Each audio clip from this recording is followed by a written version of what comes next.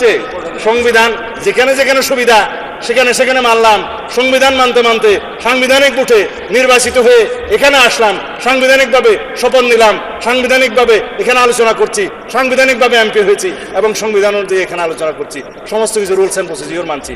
আর কোথায় জুলাই আদেশ আর কোথায় জুলাই সনদ? আমরা জাতিকে পরিষ্কার করতে চাই, জুলাই জাতীয় সনদ 2025 যেটা স্বাক্ষরিত হয়েছে, যেটা ঐতিহাসিকভাবে স্বাক্ষরিত হয়েছে, সকল বন্ধুরা স্বাক্ষর করেছেন, সেই স্বাক্ষর নোট অফ ডিসেন্ট সহ এনসিপি অবশ্য পরে করেছে, নির্বাচনে করেছে তো বটে, সেটা আমরা বাস্তবায়ন করতে চাই। কোনো অসুবিধা নাই। মাননীয় মন্ত্রী শুনতে পাচ্ছেন আপনার কথা।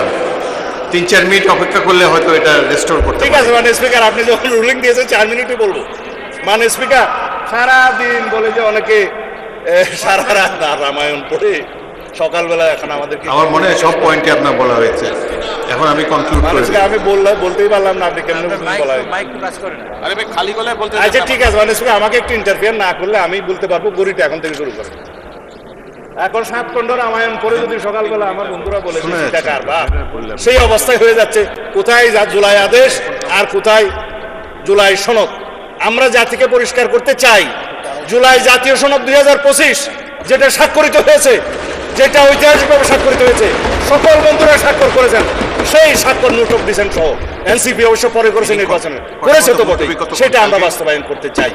এটা বলছে যে জুলাই আদেশ ইট ইজ নো অর্ডার, এটা লেজিসলেটিভ ফ্রড, এটা কালারেবল লেজিসলেশন, এটা ফ্রড অন দি কনস্টিটিউশন, সেটা কোনো অর্ডার নাই। আমার এক বন্ধু বললেন রাষ্ট্রপতিকে আমি ফোন করতে পারি কিনা, আপনিও তো ফোন করতে পারেন। কে বলছে রাষ্ট্রপতির সাথে জনগণ কথা বলতে পারবে না?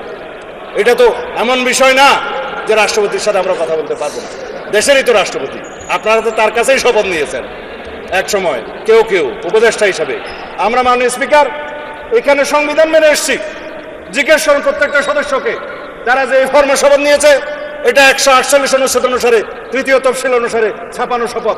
যার কাছে শপথ নিয়েছে সংবিধান অনুসারে তার কাছে শপথ নেওয়ার কথা, যার কাছে স্পিকার ডেপুটি স্পিকার নাই, প্রধান নির্বাচন কমিশনার শপথ নিয়েছে। এটাও এখানে আমরা সংবিধান মেনে এসেছি।